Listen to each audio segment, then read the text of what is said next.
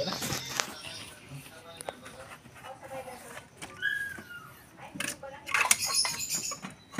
Oh, tubig is life. Ay, meron nga. Meron nga. Paano yung video mo, oh? Tingnan mo yung gasket. Parang... Ayun! Dali, isa. Ikon ng ano.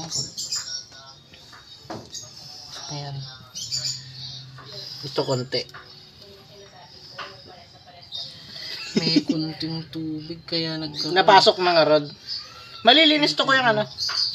Ay, ito pala mismo ikon ng tubig. Ayan na, papalitan. Ayan. Tapos yun, yung isa. Ay, andyan pala yun. Doon pala. Yung exhaust intake gasket. Oh, ito yung sinasabi ko sa iyo pa, daanan ng tubig ng ano, iba. Tali dalawang gasket. Pit-pit na.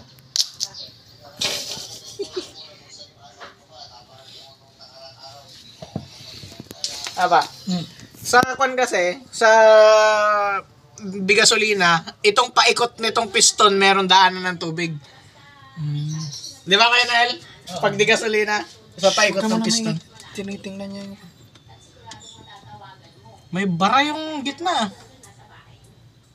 May daanan ba mismo to, kuya? Itong dito, doon, wala no.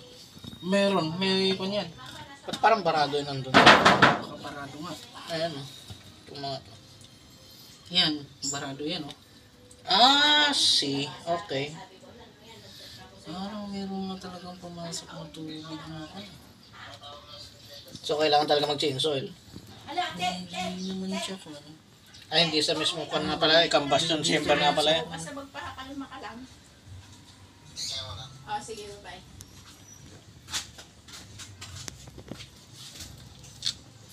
Ay, ang dugyot nung combustion chamber. Sige, okay. Kaya mo lang. Ganyan para connected yung panis din sa hindi. Ibig sabihin may bara. At eh. Yung tornilyohan ba yan? Galing dito yung tubig. Ito ang problema. Head gasket saka intake manifold.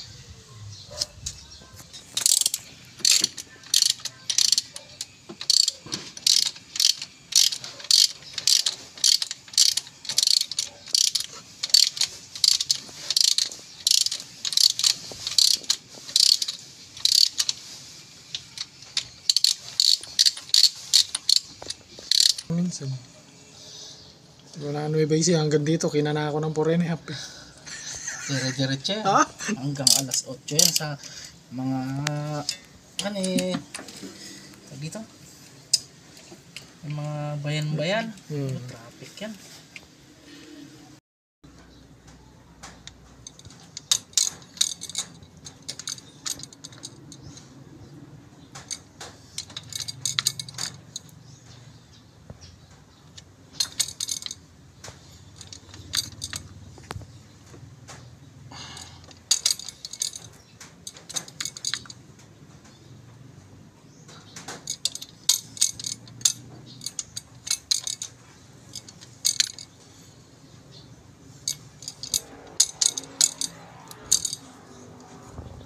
Nga talaga.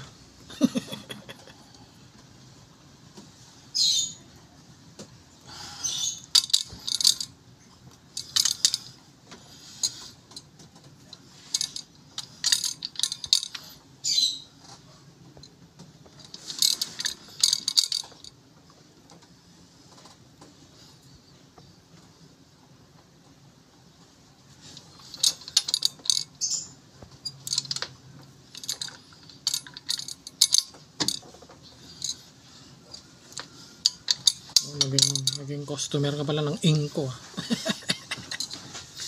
Okay rin.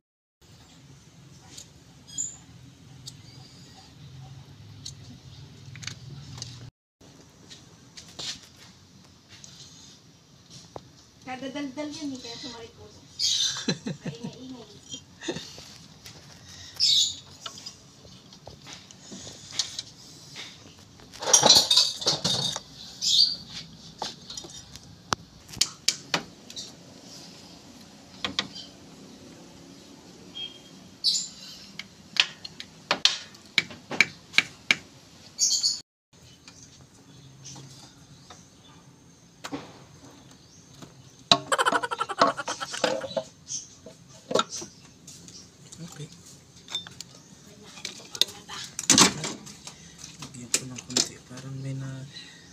Ito, medyo katas-katas ng konti eh.